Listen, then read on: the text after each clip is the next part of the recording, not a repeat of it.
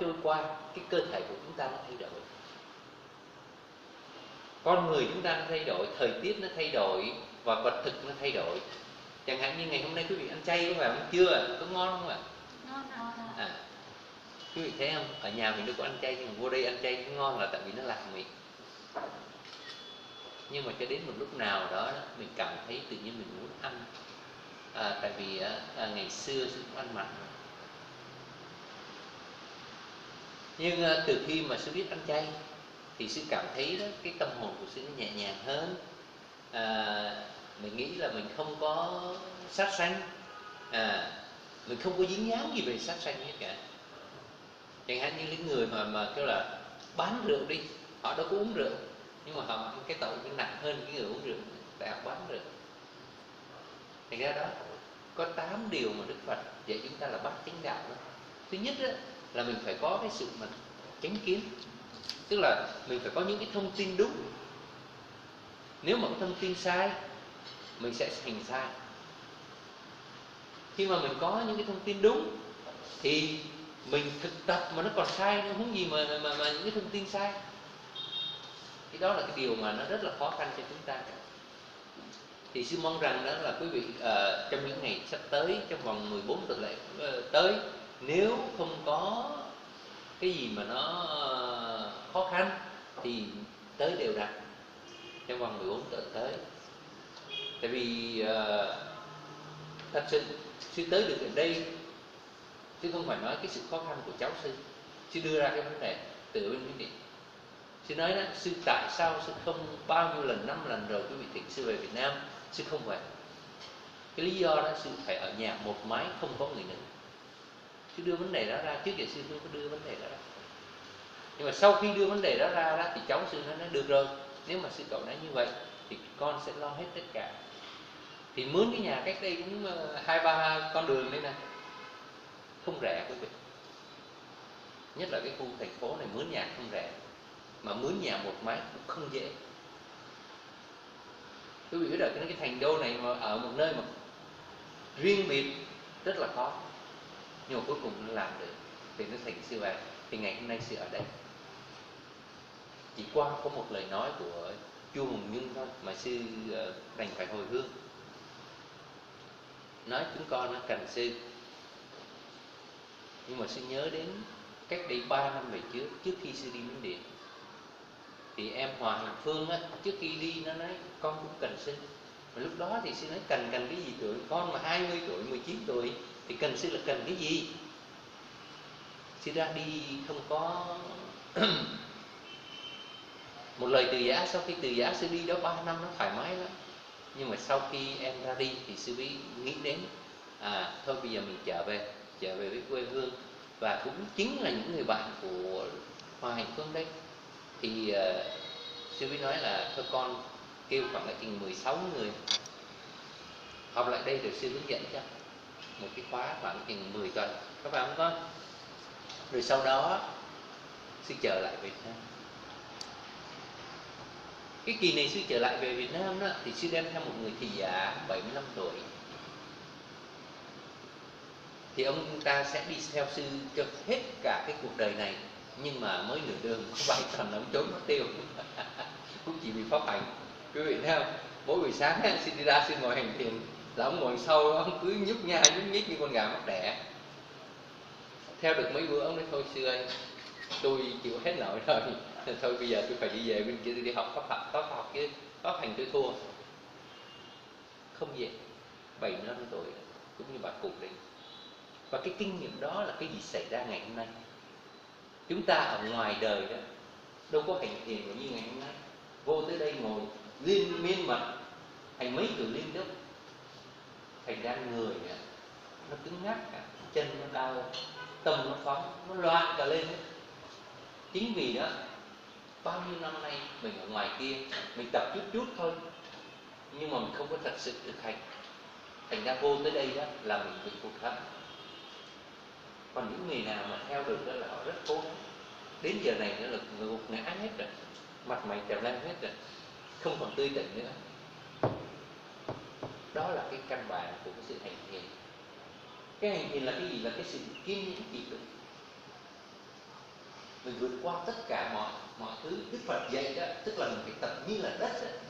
Dù rằng người ta vứt vật thực ra đất cũng được nữa, chó đi ngang nó ị trên đất cũng được nữa, nhưng mà mình đâu phải đất, mình là con người mà. Nói cái là mình nổi điên lên nhưng làm sao đất được. Thành ra chính vì điều đó chúng ta đang tập trên con đường phạm hạnh. Con đường phạm hạnh là cái gì? Để mình diệt trừ đi những cái điều mà bất toại nguyện, đem đến những cái điều toại nguyện cho chúng ta.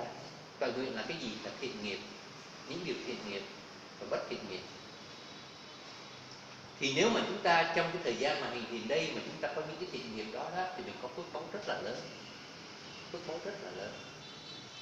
Một giây mà cái tâm của vị không có nổi lên cái niềm tham và không có nổi niềm sân, thì cái gì xảy ra? Thì cái thị trường này nó mát mẻ. Năm 1975, không biết những người lớn tuổi thì còn có thể nhớ một vị đó tên là Pol Pot, người Campuchia. Ông giết 1 triệu người, giết 1 triệu người, những nhà trí thức ở tại Campuchia, giết thê thảm. Thành ra tất cả những cái thành phần trí thức ở tại Campuchia mất. Quý vị thấy chỉ cần có một cái niềm sân hận thôi, giết cả triệu người. Đó là điều mà sư nghe và thấy. Còn chẳng hạn Hitler thì sư cái thời đó sư chưa có ra đời, thành ra sư không có biết. Nhưng mà những cơn sóng thần, quý vị biết không, đã cuốn trôi không biết bao nhiêu ngàn người ở tại sóng thần kỳ tsunami kỳ vừa rồi, những năm về trước. Tất cả đều là tội nghiệp. Ngày hôm nay chúng ta ngồi đây đều là tội nghiệp, nhưng mà cái nghiệp này là nghiệp tốt, nghiệp thanh tịnh tâm. Còn trong khi những cái nghiệp kia là bất thiện nghiệp, nó cuốn và nó giết chóc. Quý vị thấy nó hai cái cộng nghiệp không ạ? Cách đây không lâu, tin tức thì chả có cái điều nào hay cả, quý vị ạ. Có cái tin tức nào hay ở trong cái đài tivi không quý vị? Toàn là giết chóc với cướp bóc, với lại làm cháy nhà, với trộm cắp, với lại giết chóc không. Mở cái đài tivi lên, xin đi ngang, xin hết ý luôn. Cái người hàng xóm mà mở cái tivi lên sẽ thấy là cái đài tin tức là hôm nay thì là cướp bóc chỗ này, mai là giết chỗ khác. Kỳ trước sẽ ra Hà Nội, đến rồi mở tin tức ra là cắt hết 6.700 cái cây xà cừ ở tại Hà Nội, xin hết tại sao cặp đầu ở Hà Nội như thế này, tôi chết không? Có 29.600 cái cây mà đòi chặt 6.700 cái cây.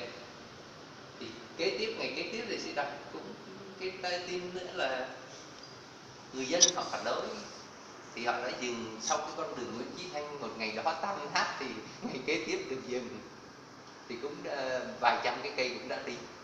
Mà một cây là 300-400 năm rồi nó mới lên được như cây xà cừ ở Nguyễn Chí Thanh. Mua những cái cây tầm bậy tầm bạ về trồng thì nó còn gì là người nữa. Thành ra chính vì điều đó chúng ta sai lầm. Nhưng mà trong chúng ta sai lầm, chúng ta có chấp nhận điều sai lầm của chúng ta không? Ngay như hành thiền cũng vậy. Chúng ta sẽ bước vào những cái con đường chúng ta không có lối ra. Tại mình chưa có cái đường gỡ. Nhưng sư chia sẻ cùng quý vị, sư tới đây đó là cái duyên. Sư đi trước thì ngài sư biết được những cái kỹ thuật có thể có đường ra, mà cũng có thể là không có. Nếu mà sư gỡ không được, sư sẽ về thỉnh thầy của sư gỡ những cái điều của quý vị. Nhưng mà sư nghĩ là quý vị cũng không có đến nỗi mà kêu là phải kiếm tới thầy sư đâu. Các ngài quá kinh nghiệm, chẳng hạn như ngài Pháp Xây đó, thường đa số quý vị vô đó mà quý vị hỏi đó, sư ơi, thầy ơi, sao chân con nó đau quá, thì cái đó là nghề của sư, không phải là nghề của ngài. Quý vị hiểu không? Tức là mình tìm những cái vị tuổi trẻ, họ huấn luyện cho mình qua những cái căn bản và những cái mà họ hiểu biết được. Còn ngài đó là chẳng hạn như mình hỏi pháp những cái thâm sâu, bành ngài con nhắc ngộ bây giờ con phải làm sao? Thì tôi sống đi cho khi nào tàn kiểu thì ngài nói chuyện đó. Khi nào quý vị giác ngộ thì đi kiếm ngài, nghe không? Hỏi phải làm sao thì tôi kiếm ngài. Còn mà bây giờ còn đang đau với buồn ngủ với lại nhức vai nhức mình á, thì kiếm sư. Cái đó là nghề của sư.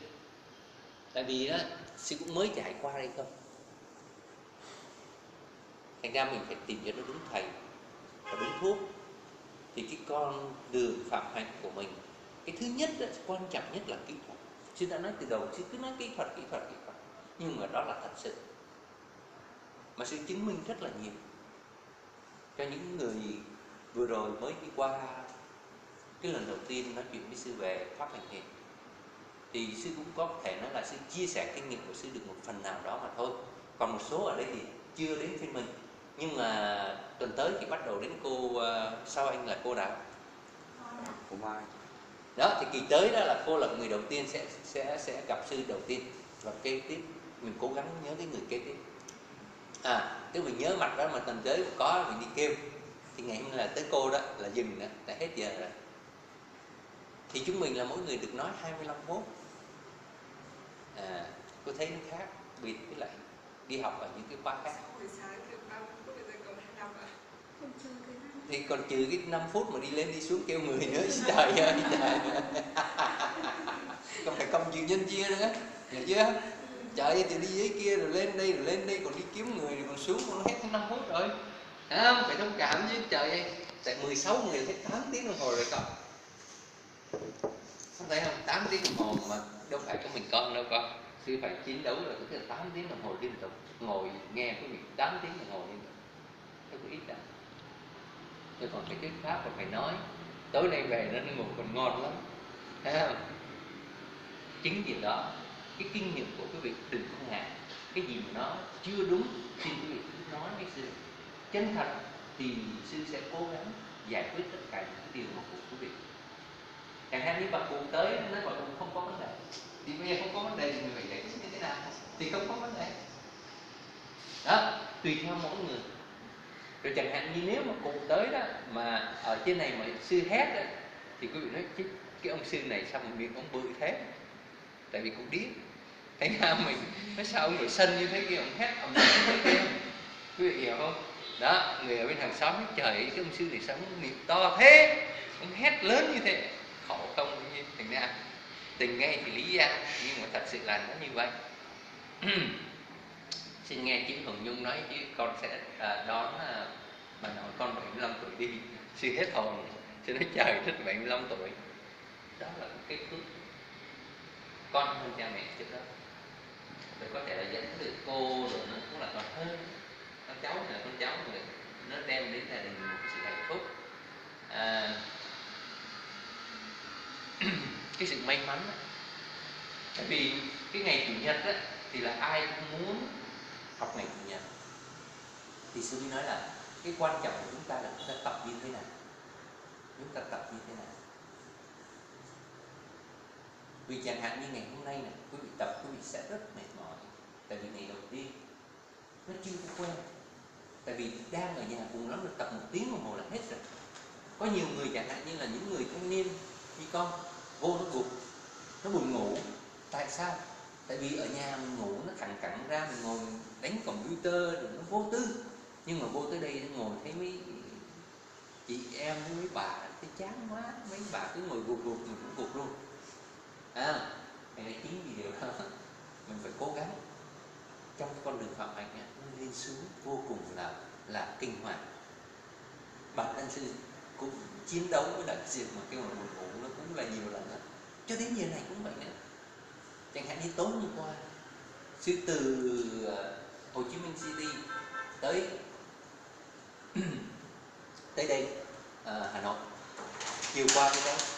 Trước hôm đó đó là con biết sư từ Cần Thơ đi lên thành phố, đã đi bằng xe đò rồi, ngồi nó ê ẩm cả người rồi, đi vô kia ngủ được có chút, sáng là giật đầu dậy là phải đi gặp người để làm giấy tờ, rồi xong rồi ngồi đợi ngồi chờ ở phi trường, ôi trời nó cứ ê ẩm.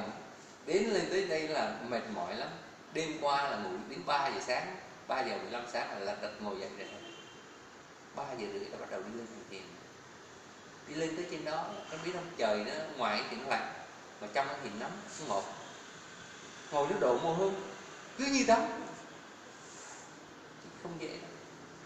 Thành ra tất cả những sự khó khăn, nhưng mà cái đó nó trả cho mình một cái giá. Tức là nếu mình tập luyện, mình sẽ đi trên con đường giải thoát. Còn nếu giờ này đó mình ở nhà mình coi tivi thì chắc chắn là không lên con đường giải thoát được. Tại vì nếu cái trên con đường phạm hạnh mình phải trả giá. Trả giá cái gì? Mới đầu mình nghĩ là trả giá, thì sau này khi mà bắt đầu mình tập được rồi, mà bắt đầu nó vào cái du vi của nó đó, thì nó bớt đi giá. thật. Ngày nào mình lên Facebook, ngày nào mình lên Facebook cứ ngày 3 4 tiếng thì chắc chắn là nó cái đầu của mình nó như cái nồi cháo heo, chắc chắn rồi. Tại chít chat với người này, chít chat với người kia nó cứ loạn lên. Còn nếu mà chẳng hạn từ sáng đến giờ toàn ngồi trở lại với chính mình thì chắc chắn tâm hồn bắt đầu nó càng cứ như cái hồ nước vậy đấy. Nó mình liều một cục đá xuống thì nó có rất sóng từ từ nó êm. Bản thân của mình cũng vậy nữa, nó sẽ êm. Nếu không êm là có vấn đề đó, tức là có trong đó cái điều gì sai quấy đó, là vì mình tập có thể là không đúng.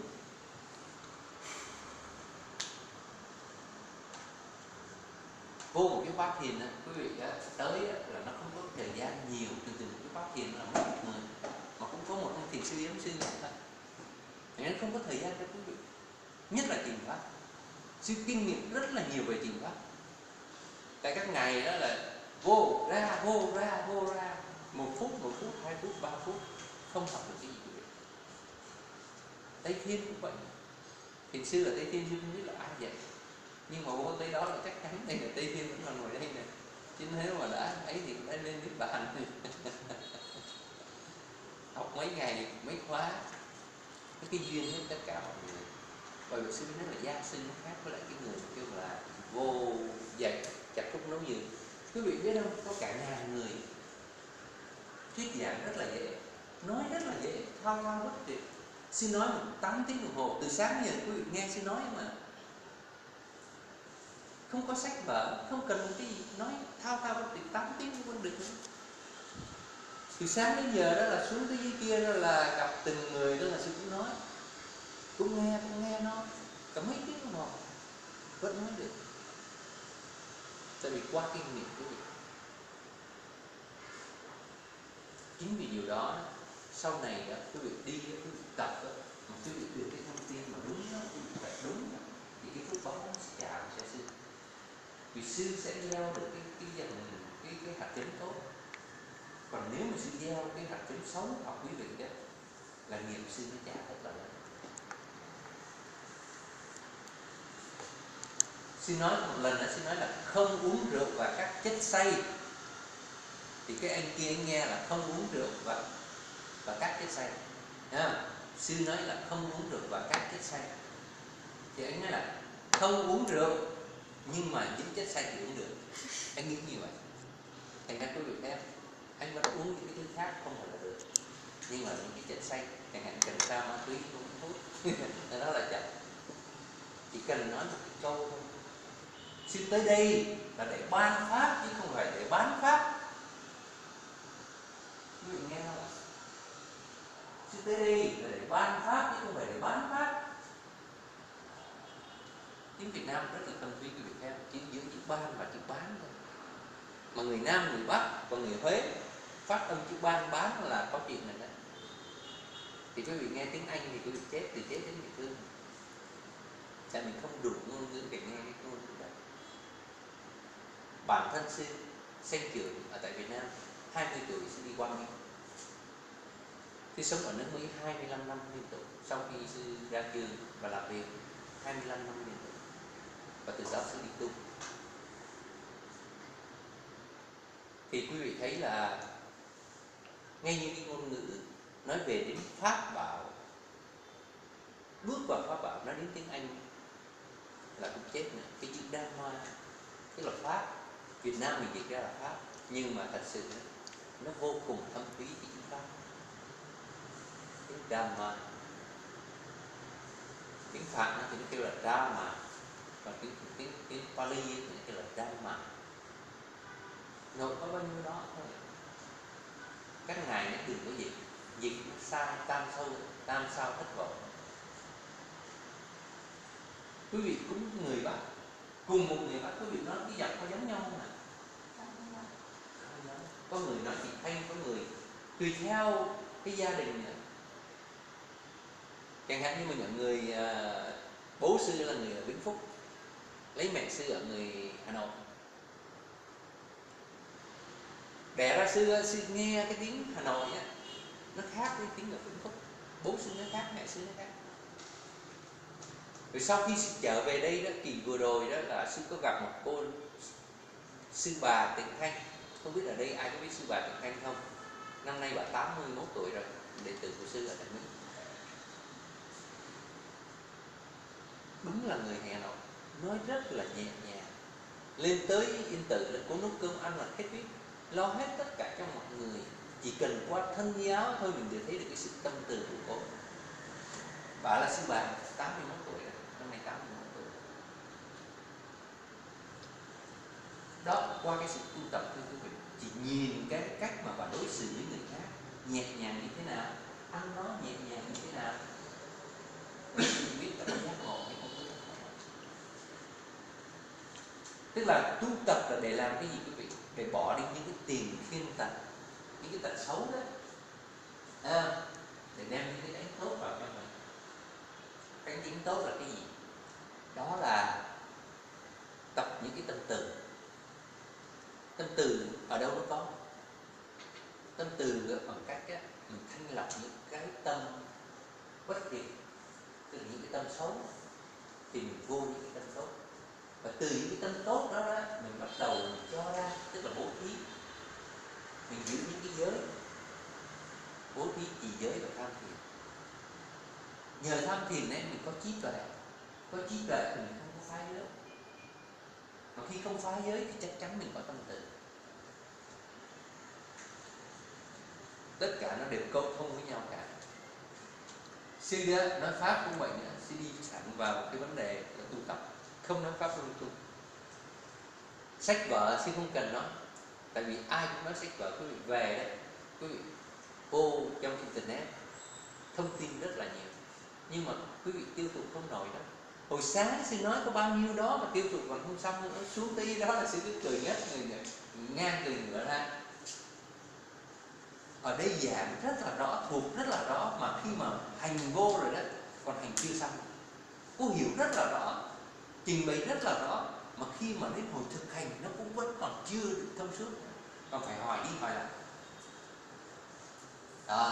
Cái điều đó là sư rất là mừng, là vì họ thật tình họ không hiểu, nhưng họ chưa có thấy được hành như thế nào.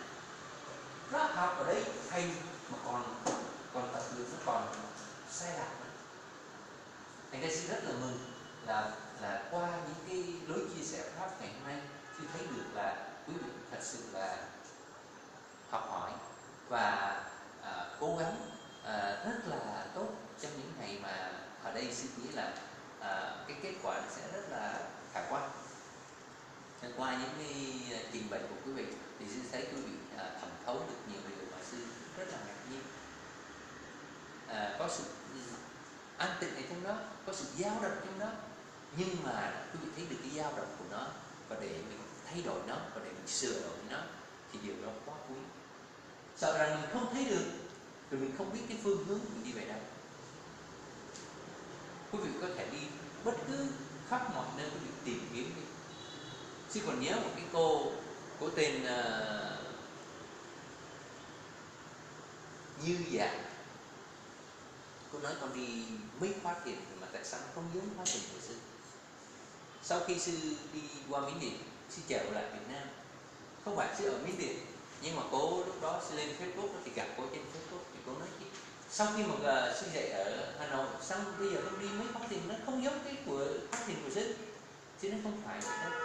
Tại vì đó, những vị sư kia đó, họ không có nói những cái gì sư nói, tại vì mỗi người kinh nghiệm đều khác nhau. Và cái sự hướng dẫn qua cái kinh nghiệm của từng người nó khác nhau. Tại vì sư nói thật, ngày xưa đó sư không biết bao nhiêu ngàn người ngoài đời, chứ là chuyên gia huấn luyện mà. Thành ra sư biết cách huấn luyện. Còn có nhiều vị tu bao nhiêu năm nhưng không biết huấn luyện, cái đó rất là khó. Cái sự mà kêu là dẫn dắt những người khác và dạy dỗ những người khác rất là khó. Cái nghề đó bán cháo phổi này nó không có dễ, khó vô cùng, và phải có kiến thức nữa, và phải có sự thực hành trong đó. Nếu mà quý vị chỉ cần một cái học một cái lớp mà kêu là vi pháp ở bên này, ở bên kia đó, bên các thầy đó, thì nói là Duy Thế Lập nói về tâm.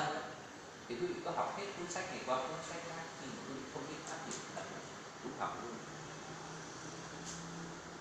Ở đây sư chỉ nói một điều là sư chỉ mong rằng là sư cho quý vị thông tin vừa đủ thôi, và chúng ta thực hành. Trên cái thông tin sư chia sẻ cùng quý vị qua những cái kinh nghiệm từng người, đó là lý do tại sao ngày hôm nay mỗi từng người vô đó trình bày, sư sẽ trình bày không có ai giống ai cả. Và sư cũng như là cái người đó mà có thể là chia sẻ những cái kinh nghiệm đó đối với các anh chị em. Ngày hôm nay sư rất là hoan hỷ, kể như cũng như bà cụ đây, rất là hoan hỷ. Lý do tại sao một người 75 tuổi mà giờ này cũng vẫn còn đi tìm học và tập luyện, đó là một điều đáng mừng. Và ai là cái người trẻ nhất ở đây? Cũng vẫn là cô này, cũng vẫn là cô này. Lại chỉ qua chỉ lại thôi được rồi, hai em này là trẻ nhất ở đây đó, 20 mấy tuổi, rất là mừng. Cái này trên con đường học hành này nếu mà tập đúng thì chắc chắn là có giải pháp, chắc chắn. Tại sao sư nói chắc chắn? Quý vị, với cái tình trạng này, nếu mà nó càng ngày tâm nó càng ngày nó càng yên ổn đó, tâm càng ngày nó không đi xấu, căn bản đó là chưa gì đó. Cái này là phước báo vô cùng của nhiều đời người kiếp. Tức là tuổi này đã biết đi hành hề, tức là đã giữ được ngũ giới. Không sát sanh, không trộm cắp, không tà dâm, không nói dối, không uống rượu cái say. Thì cái gì xảy ra? Không sát sanh thì được sống lâu này. Không trộm cắp thì không mất những của của mình. Ít khi mất cái của mình đó, càng ngày nó càng giàu có. Tà dâm thì không bị kêu là ly dị, hoặc là kêu là những cái chuyện bất tận về tình cảm. Nói dối thì khi mình nói dối, cái miệng mình nó hôi.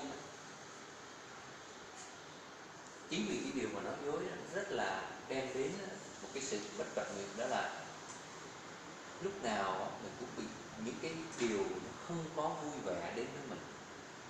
Và cuối cùng là uống rượu và cái say, tâm của mình nó không có nó không có minh mẫn. Ở đây có người bước vô là cái đầu óc nó đã thông minh rồi. Tại vì những cái kiếp trước đó, nó sẽ đem cái kiếp tái sinh kế tiếp.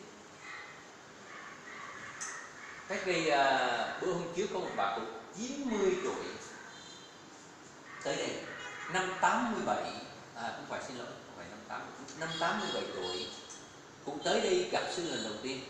Tại nghe nói sư là một cái ông sư mà lạ mắt. Rồi con gái cụ với cái em cụ tới gặp sư lần đầu tiên. Cụ cũng 87 tuổi rồi, sư nhìn cụ xong sư mới nói thôi bây giờ cụ chỉ có một cái mà sư hướng dẫn cho cụ, đó là niệm Phật. Tức là Phật, hoặc là Buddha là Phật. Thì cụ niệm 3 năm liên tục. Thì hỏi cái gì cũng hiểu hết. Tai thấy 87 tuổi, lúc đó 87 tuổi, bữa nay 90 tuổi. Nói câu nào cũng nghe đúng như vậy, cũng ngồi nghe 5 tiếng đồng hồ.